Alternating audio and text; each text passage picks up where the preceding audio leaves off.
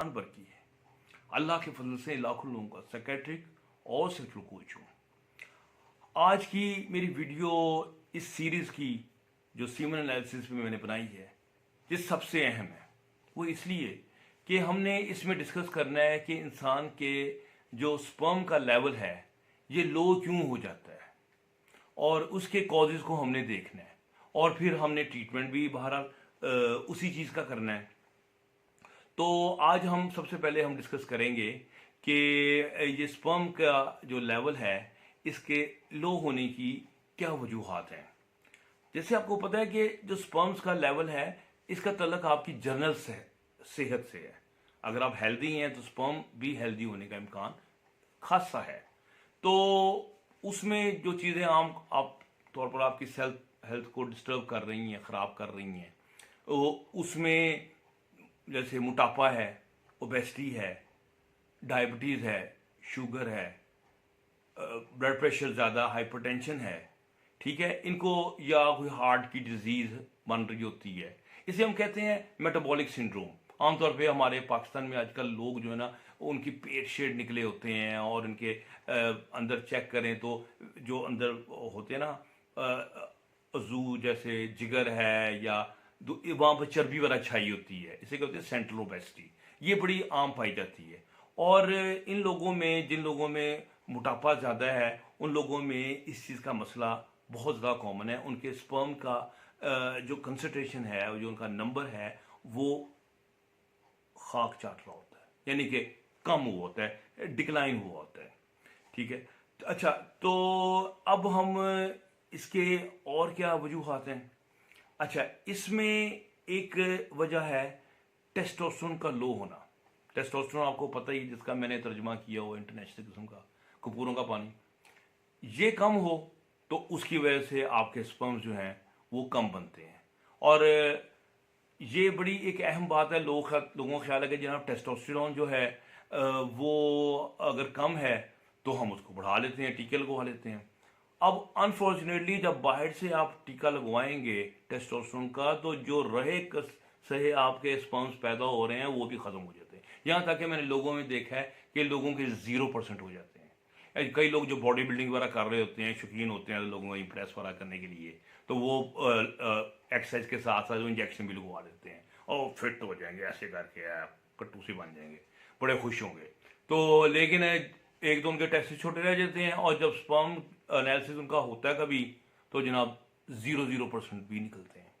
तो जनाब वाला जो बाहर का जो टेस्टोस्टेरोन है वो नहीं, टेस्टोस्टेरोन वो जो अपनी मेहनत से पैदा किया है, कैसे वर्जिशें की हैं, ठीक है, प्रोटीन लेवल हाई खाया हुआ है, वो सारी चीज़ें, वो जो अमीनो एसिड जो हैं वो चाहिए थे वो सारे आपने खाया, बादाम, अखरोट, ये चीज़ें जैसे अदरक, प्याज, लहसुन, ऐसी चीज़ें आपने खाई हैं, टमाटर। तो वो टेस्टोस्टेरोन जो ना वो है टेस्टोस्टेरोन जो कि आपकी अपनी मेहनत से पैदा होता है।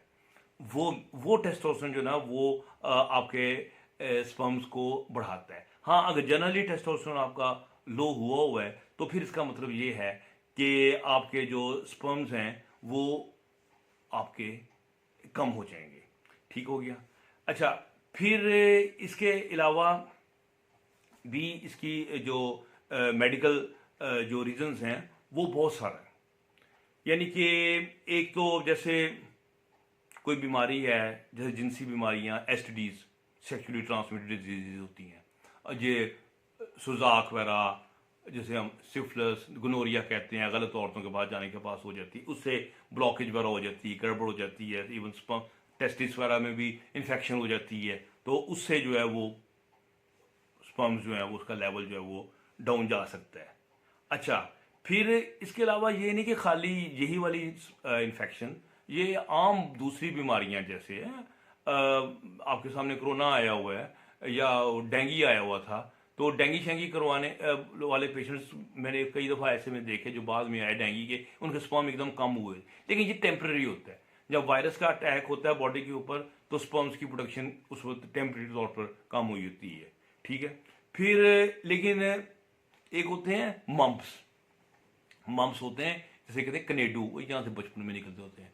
जब ये कनेडू निकलते बचपन में तो कोई इतना मसला नहीं है, लेकिन जब आप थोड़े से ब्लूगस में आ जाएं और फिर आपको गोनेडो निकलें, मांस निकलें, तो ये आपके टेस्टिस पे भी अटैक करते हैं। और टेस्टिस पे ऐसा अटैक करते हैं कि आपके टेस्टिस के जो सेल होते हैं जो कि कन्वर्ट जो स्पर्म्स पैदा कर रहे होते हैं, उनको ये डैमेज कर रहे होते हैं।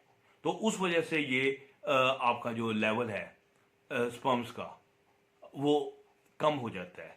तो अच्छा, इसके अलावा बॉडी में कोई भी और डिजीज़ हो, जैसे किडनी की डिजीज़ है, आपके सामने कोई लिवर की डिजीज़ है, तो इस किस्म की बीमारियां जो क्रोनिक बीमारियां लोगों में चल रही होती हैं, इनकी वजह से भी जो लेवल होता है वो कम हो जाता है स्पर्म्स का।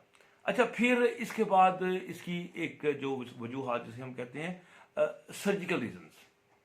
सर्जिकल रीजंस का ये जो मैंने बयान की हैं ये हैं सारी मेडिकल रीजंस। और भी बहुत हैं, वो थोड़ी सी टेक्निकल ज़्यादा हैं, जैसे वो HPA एक्सिस होता है, पिट्यूटरी ग्लैंड्स वगैरह का मसला होता है, वो बहुत टेक्निकल चीज़ें हैं, या जेनेटिक्स की रीजंस होती हैं। तो लेकिन सर्जिकल रीजंस पे हम आते हैं।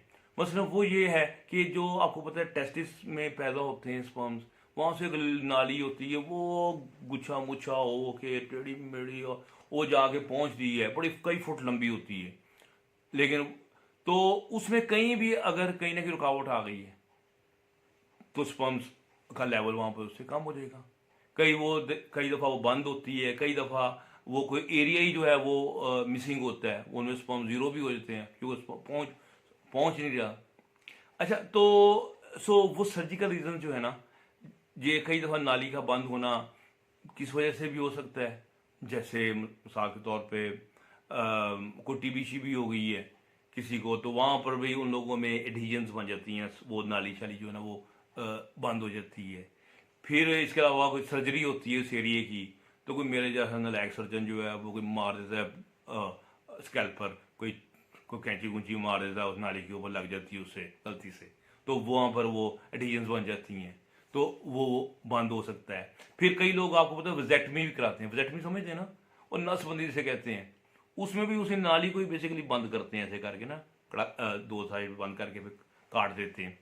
तो अगर किसी की वो इस तरह सर्जरी हो गई है तो क्या स्पर्म पैदा होने, फिर तो उसे पता ही होगा कि स्पर्म मेरे ज़ीरो है। लेकिन बहरहाल ये एक रीज़न बन जाती है कि नाली का में रुकावट किसी किस्म की भी होगी जो टेस्टिस से लेके ऊपर एपिडिडमस जो ऊपर जा रही है, और वो उसके आगे नीचे से ऊपर जाती है, उसके मुख्तलिफ नाम बदलते जाते हैं, हम नामों में इंटरेस्ट ना लें।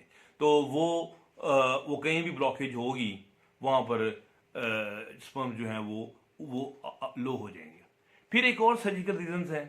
सर्जिकल रीजन उसको कहते हैं जो बेसिकली जिसके लिए सर्जरी रिक्वायर्ड होती है ठीक करने के लिए। दूसरी होती है वेरिकोसील्स।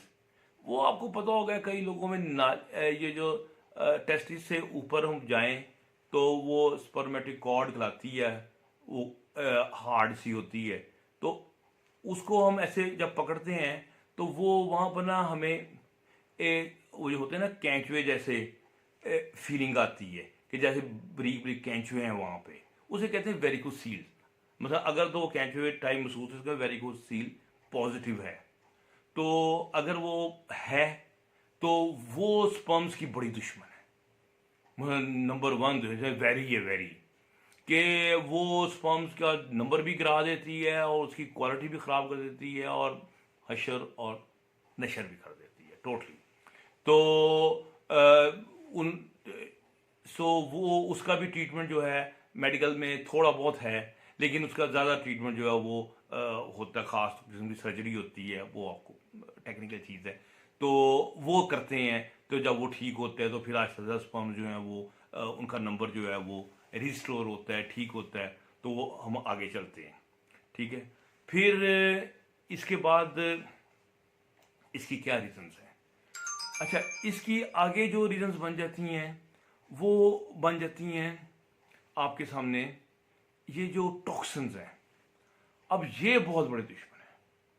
टॉक्सिन क्या, ये जहरीले मादे।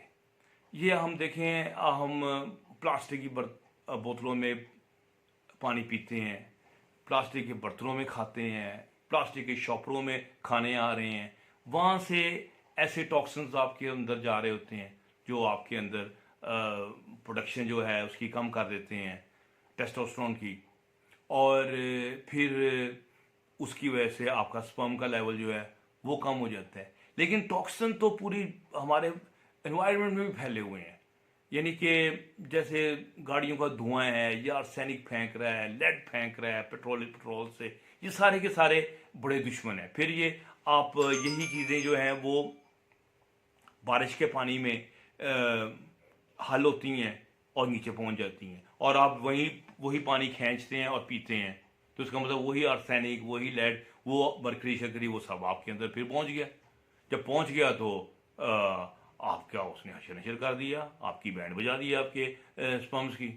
तो ये भी एक रीज़न बन जाती है।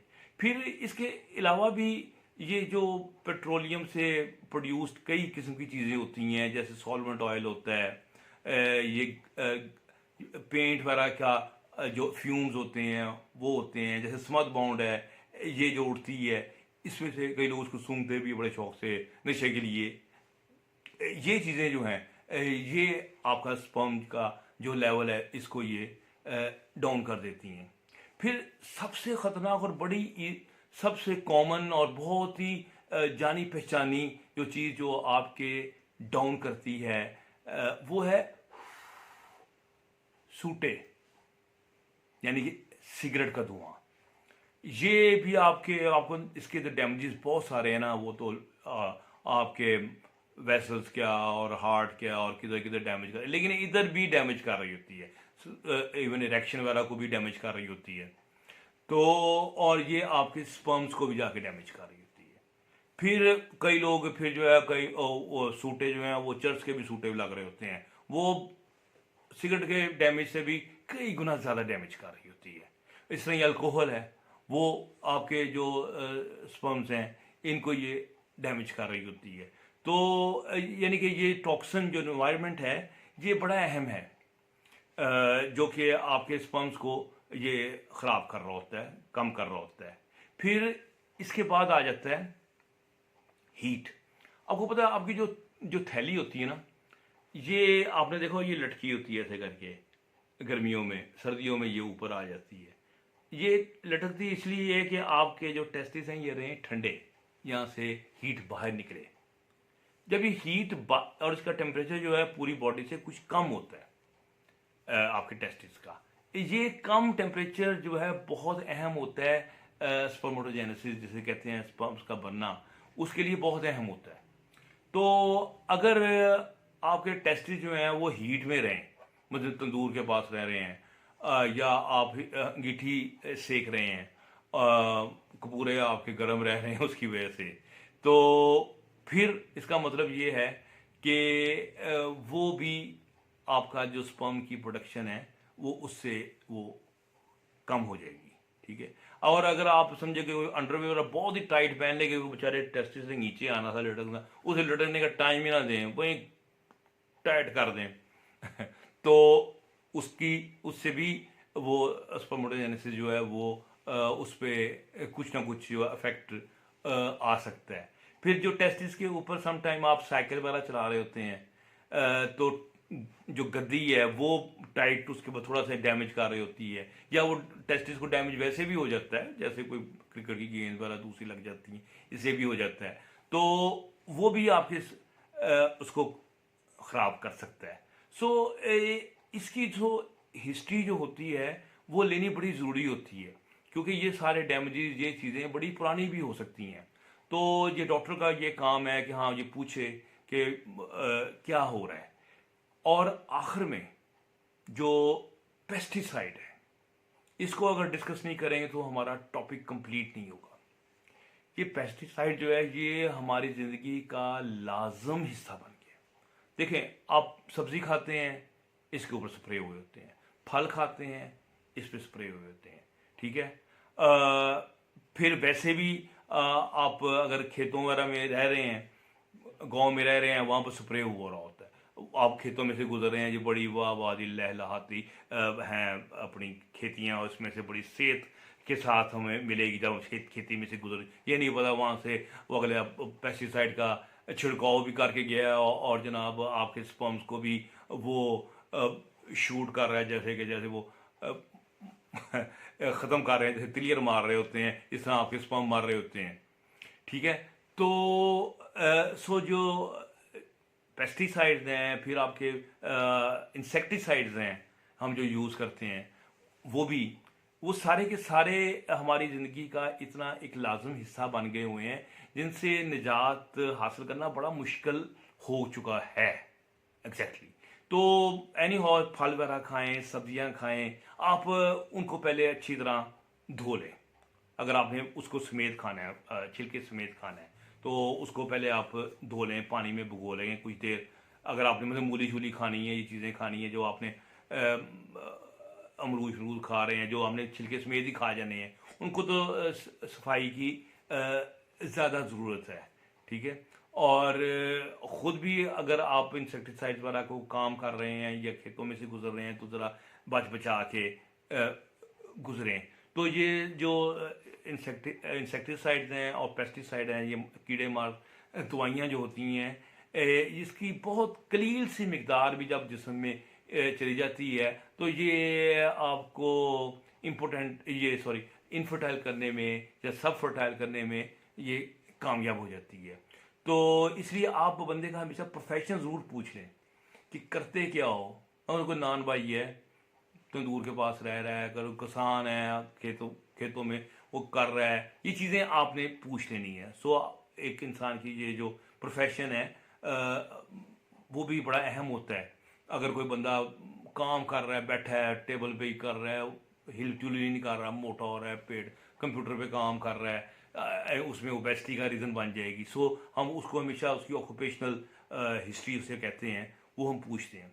तो ये सारे कॉजेज जो है आपने कंसिडर करने हैं, तो तब आपको कहीं ना कहीं, और भी हो सकता है बहुत सारी चीज़ें मैं मिस कर गया हूँ, बहुत यकीनी तौर पे कर गया हूँ, लेकिन आपने वो सारी चीज़ें कंसिडर करनी है और जो डिफेक्ट है उसकी असल जड़ तक पहुंचना है। उसकी जड़ तक पहुंचेंगे तो सही ट्रीटमेंट होगा, वरना आपका ट्रीटमेंट जो है ना वो सरफेस पे ही होगा, सिम्टोमेटिक होगा या नहीं होगा उसका भी नहीं पता। तो उम्मीद है कि मेरी ये वीडियो आपको पसंद आई होगी। हमने जो सेहत और आगाही का जो पेड़ा उठाया है, आप अल्लाह से दुआ करें कि हमें इस काम में बरकत दें और डॉक्टर बक्की को अगली वीडियो तक इजाज़त दें। अल्लाह हाफ़िज़।